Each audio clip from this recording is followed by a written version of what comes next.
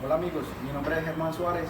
El día de hoy vamos a hacer un diagnóstico al sistema de encendido en el vehículo Mini Cooper modelo 2013 cilindrada 1600. El diagnóstico que vamos a hacer sobre el sistema de encendido lo vamos a hacer con el equipo de diagnóstico llamado osciloscopio. ¿Sí? Vamos a proceder a hacer el diagnóstico del sistema de encendido. Vamos a poner el contacto puesto.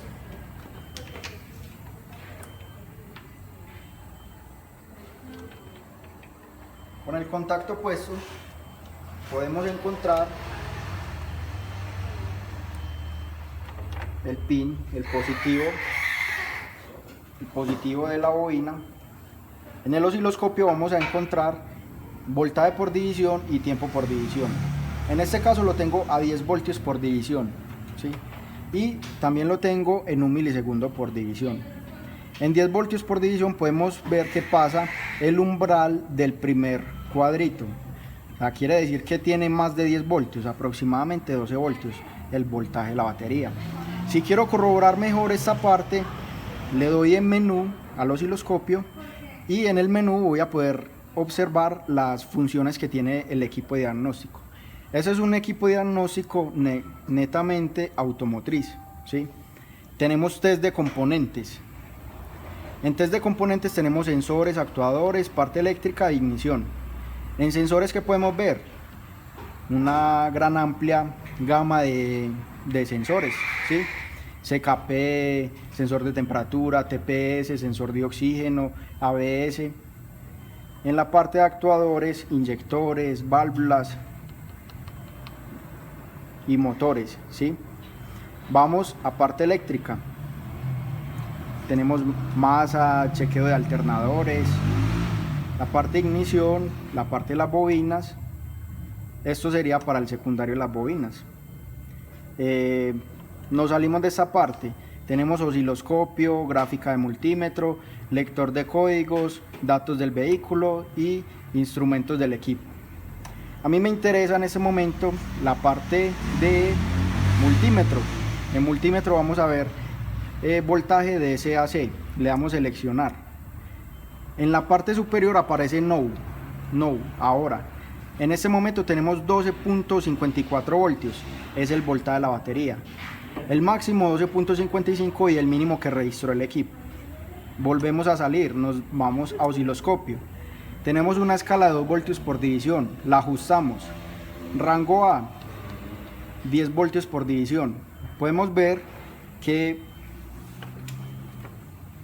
el canal A está representado por una, ¿sí?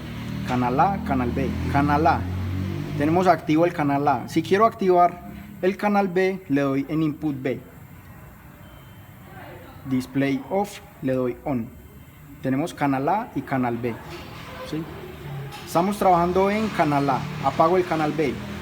Tenemos 0 voltios a partir de la línea que está en la parte inferior de la letra A. Ese es el 0.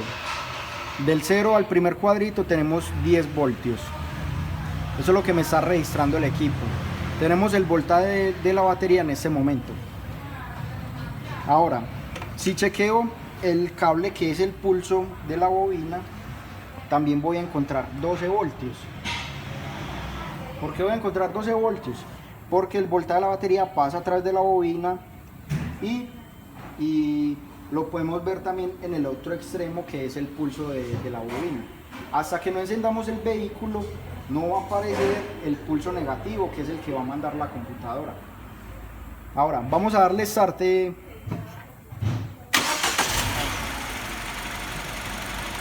En este caso estamos capturando la señal de la bobina. Para tener una mayor amplitud en la señal, puedo desplazar el canal A, lo puedo desplazar hacia abajo. Canal A, le doy back. Move A, lo desplazo hacia abajo y puedo modificar también el rango. Lo tenemos en 10 voltios, lo puedo poner en 5 voltios. Puedo ver una señal mucho más amplia en la pantalla de mi osciloscopio. Ahora, en este caso estamos viendo 5, 10, aproximadamente 14 voltios. Es el voltaje de la batería y que obviamente entrega el sistema de carga cuando el motor está encendido. Tenemos 14 voltios. Ahora tenemos el tiempo de saturación de la bobina, que es la parte negativa. Vemos que está sentado sobre el cero. Tenemos 1 milisegundo. El tiempo de activación de saturación de la bobina es de aproximadamente 2.4 milisegundos. Un cuadrito, 2 cuadritos y aproximadamente 3 rayitas. 2.3 milisegundos el tiempo de saturación de la bobina. Ahora, cuando la computadora suelta el pulso negativo, se genera un pico positivo. Ese pico positivo es inestable y esa parte inestable es el tiempo de quemado de la bobina. Aquí podemos ver que es aproximadamente de 2 milisegundos. Debe estar entre 1.2 a 1.7 milisegundos. Esto nos indica que hay una irregularidad en la bujía. No quiere decir que esté mala, ya hay una irregularidad en la bujía. Ahora, en este momento, si enfocamos el motor, podemos observar que se encuentra inestable. Ahora vamos a determinar cuál de las bobinas es la que tiene el problema. En la parte derecha de cada una de las bobinas vamos a encontrar la señal. Vamos a proceder a tocar cada una de las señales. Esta es la bobina del cilindro número 2. Tenemos 5, 10, 14 voltios en el pin de la señal. ¿Qué podemos observar en este caso? Que no se generó la señal. Entonces, ¿qué está pasando? El problema lo vamos a enfocar acá en este cilindro. Por ahora, pueden haber más cilindros fallando. Ahora, el cilindro número 3 genera la señal. Y el cilindro número 4 también genera la señal. Entonces, el problema lo podemos enfocar en el cilindro número 2. Eso nos da a pensar de que el problema puede ser la bobina, puede ser la instalación o puede ser la computadora. Con unas pruebas que hicimos anteriormente, nos dimos cuenta que el problema estaba en la computadora. La computadora no sacaba el pulso negativo para el control de la bobina. Ahora procedemos a mirar la computadora. Los drivers de control de las bobinas se encuentran en la parte posterior de la tableta electrónica, que son estos que se encuentran en esta parte. Esos son los drivers de control de las bobinas, son transistores, ¿sí? En esta parte podemos ver que físicamente hay un transistor malo. Tenemos un transistor malo. Ya por descarte podemos darnos cuenta de que realmente ese es el componente que está quemado. El problema puede ser mayor, se pudo haber pasado hacia la parte trasera de la tarjeta y llegar a afectar directamente el microcontrolador, que es este. Entonces, lo primero por hacer es diagnosticar toda la parte del transistor, ¿sí? El transistor, la parte plana del transistor, el transistor es de montaje superficial, la parte plana es el drain, es gate, drain y source. Ese transistor es un transistor del tipo MOSFET o de la familia FET. ¿Por qué? En la base voy a ajustar el rango, lo voy a poner en 2 voltios. En la base voy a encontrar una señal cuadrada. Esa señal cuadrada,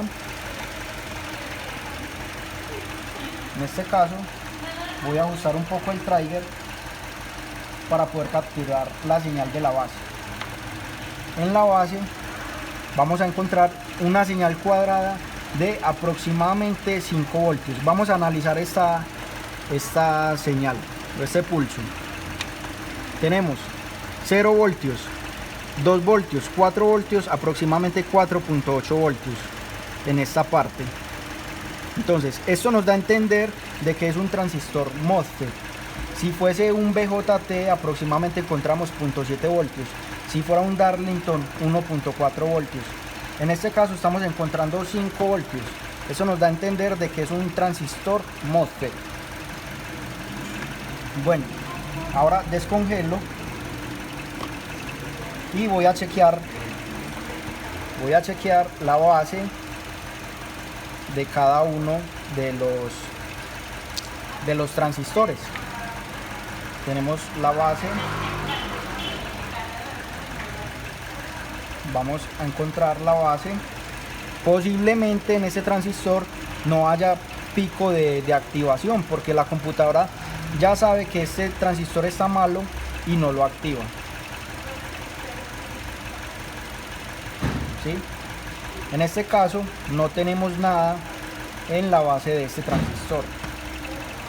Entonces este transistor está compuesto por la base, que realmente sería gate,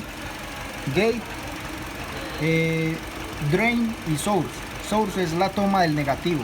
Es un transistor del tipo MOSFET canal N. Canal N, ¿por qué? Porque el negativo es fijo. Con esta punta de polaridad, con esta punta lógica, puedo determinar cuando toco positivo alumbra rojo, cuando toco negativo alumbra verde. Podemos ver que en el source del transistor vamos a encontrar el negativo fijo. Si hago esto en todos los transistores, debo encontrar lo mismo, inclusive en el transistor que se encuentra malo.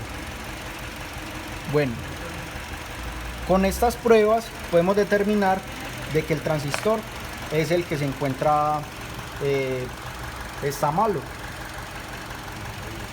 Bueno, espero que este video les sirva para un próximo diagnóstico sobre el sistema de encendido, ya sea en un vehículo, en un Mini Cooper o en cualquier otro tipo de vehículo. La circuitería electrónica interna de una tarjeta automotriz muchas veces son similares. Muchas gracias.